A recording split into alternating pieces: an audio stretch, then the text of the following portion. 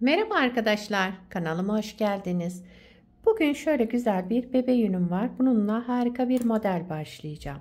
Şöyle 100 gram 250 metre uzunluğu olan iplerden. İpime uygun kullanacağım şiş 3,5 numara. Modelimiz oldukça güzel ve kolay bir model. Umarım siz de beğenir, benimle yaparsınız. Yapım aşamalarına geçmeden önce kanalıma abone değilseniz abone olup videolarımı da beğeniyorsanız beğeni yapmayı, yorum yapmayı, beni desteklemeyi unutmayın. Şimdiden hepinize teşekkürler. Dilerseniz yapım aşamalarına geçelim. İlmeklerimi aldım, hazırladım ben bu şekilde. Bu modelde ilmek sayısı 6 ve 6'nın katları artı 5 olması gerekiyor. Sonuna 5 ilmek ekleyeceğiz. Yani her model 6 ilmekten oluşuyor. En sonuna da 5 ilmek ekliyoruz. Şöyle 2 sıra haroşa lastik yaptım. Şişimde 17 ilmeğim var. 17 ilmekle modelimi kurmaya başlıyorum. Birinci sıra ön yüzündeyiz. Kenar ilmeğimi örmeden aldım. Kenar ilmeğinden sonra bütün ilmeklerimi düz örüyorum. Kenar ilmeğinden sonra ilmeklerimizin tamamını düz örerek devam edelim.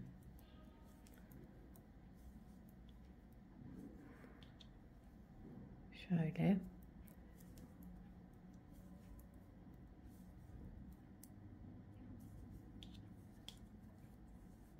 Sıramı tamamladım. İkinci sıra arka yüzündeyim. Kenar ilmeğimi örmeden aldım. Kenar ilmeğinden sonra bütün ilmeklerimi ters örüyorum.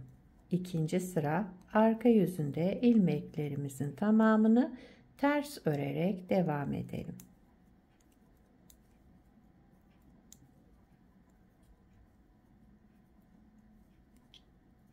Modelimiz 4 sıradan oluşmakta. Hep bu 4 sıranın tekrarını yapacağız. Birinci sıra ön yüzünde düz, ikinci sıra arka yüzünde ters örerek sıramızı tamamladık. Üçüncü sıra ön yüzündeyim.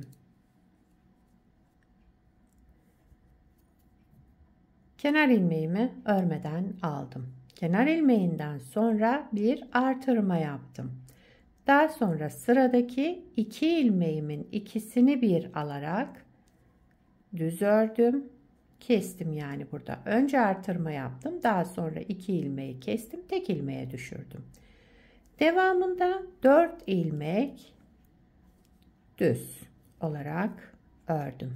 Kesme işleminden sonra 4 ilmek düz ördüm. Buraya kadar bir kez kurmuş olduk modelimizi. Aynısını tekrar ediyorum.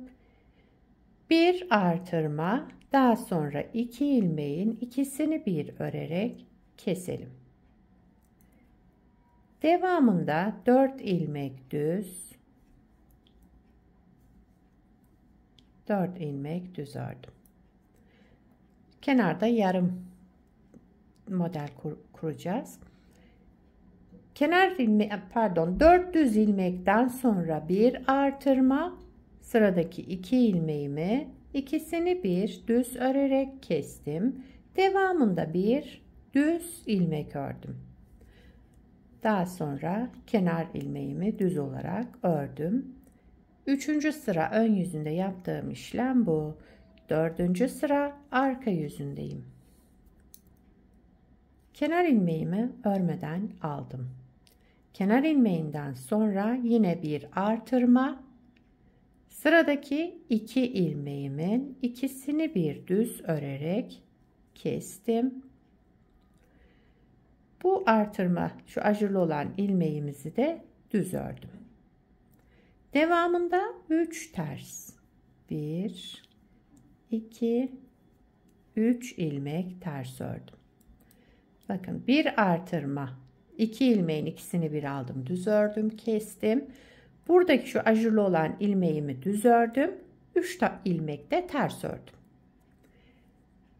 Şu 2 ilmeğimi önce bir artırma yapıyorum. Daha sonra sıradaki 2 ilmeğimi düz örerek, yine arka yüzünde de bu kesme işlemini düz örerek yapalım.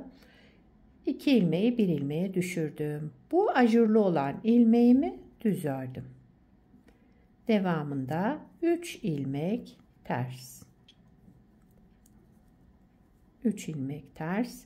Sıradaki 2 ilmeğimi önce artırma yapıyorum. Daha sonra bu 2 ilmeğimi kesiyorum. Ve bu ilmeğimi de düz örüyorum. Kenar ilmeğimi de düz ördüm.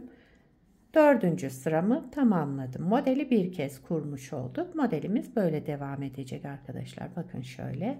Tabii model ilerledikçe kendini gösterecek. Hemen bir kez daha kuralım modelimizi. Modelin 1. sıra ön yüzündeyim. Burada yaptığımız işlemin aynısını yaparak devam ediyoruz. Kenar ilmeğimi örmeden aldım. Bütün ilmeklerimi düz örüyorum. 1. sıra ön yüzünde ilmeklerimizi düz örerek tamamlayalım.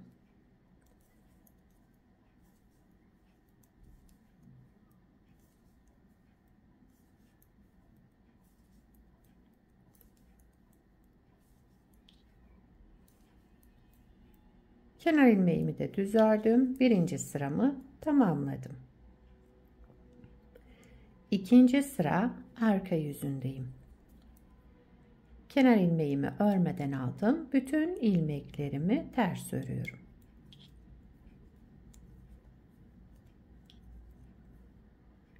Ben ilmeklerimi bu şekilde örüyorum. Yani ters ilmeklerimi.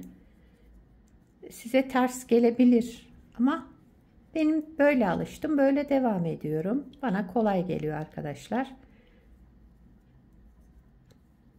Bununla ilgili çok yorum alıyorum. Niye öyle örüyorsunuz diye. Benimki tamamen el alışkanlığı ama örgüde de gayet düzgün duruyor. Yani benim aldığım şekilde yaparsanız.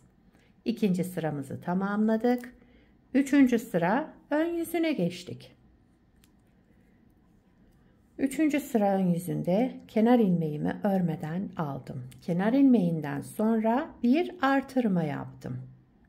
Daha sonra sıradaki 2 ilmeğimin ikisini bir düz örerek kestim. Tek ilmeğe düşürdüm. Devamında 4 düz ilmek. 3 4 düz ilmek ördüm. Daha sonra bir artırma, sıradaki 2 ilmeğimi düz örerek kestim. Tek ilmeğe düşürdüm. Devamında 4 düz ilmek. 4 ilmek düz ördüm. Bir artırma, sıradaki 2 ilmeğimi düz örerek kestim. Sıra sonunda bir düz ilmek ördüm. Bir de kenar ilmeğimi düz olarak ördüm. Sıramı tamamladım. 4. sıra arka yüzündeyim. Son sıramız. Kenar ilmeğimi örmeden aldım. Kenar ilmeğinden sonra bir ilmek artırma yaptım. Daha sonra sıradaki 2 ilmeğimin ikisini bir alarak düz ördüm. Tek ilmeğe düşürdüm. Bu ajurlu olan ilmeğimi de düz ördüm yine. Devamında 3 ters ilmek. 1 2 3 3 ilmek ters ördüm. Önce bir artırma yaptım. Sıradaki 2 ilmeğimin ikisini bir aldım, düz örerek kestim. Tek ilmeğe düşürdüm. Bu ajurlu olan ilmeğimi düz ördüm. Daha sonra 3 ters ilmek.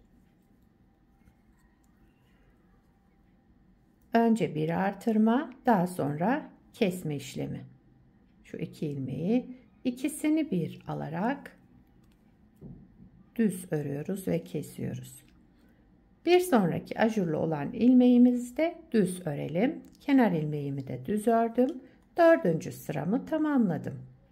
Modeli 2 kez kurduk arkadaşlar. Bakın model böyle devam edecek. Tabii ki ilerledikçe kendini gösterecek güzel modellerden. Yapımı da gördüğünüz gibi gayet kolay, çabuk ilerleyen bir model. Bir parça da daha önce yapmıştım. Hemen onu göstereyim. Bunu da daha önce yaptım, hazırladım. Bunda da tekstil tipi lastik uyguladım. Bakın şöyle. Kanalımda var yapımı. İsterseniz oradan bakabilirsiniz. Bulamayan olursa linkini bırakırım yorumlara. Modelin arka yüzü de bu şekilde. Yakadan başlama örgülerinizde de kullanabilirsiniz. Bebek yeleği, süveter, hırka hepsinde kullanılabilir.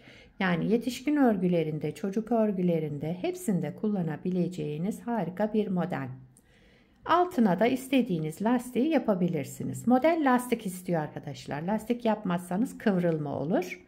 İster bir ters bir düz, isterseniz iki ters iki düz. Yani cilveli lastik, bu lastikten, şu hazır lastik var kanalımda. Ondan nasıl isterseniz o lastiği yapabilirsiniz altına. Hepsine uyum sağlayacaktır. Evet, bugünkü modelimiz böyleydi arkadaşlar. Sizler de nelerde kullanacaksınız bu modeli? Onları yorumlarda belirtirseniz sevinirim. Beni buraya kadar izlediyseniz bir beğeni yapmayı, yorum yapmayı, beni desteklemeyi unutmayın arkadaşlar. Yapacak olanlara kolay gelsin. Bir sonraki videoda görüşmek üzere. Hoşça kalın.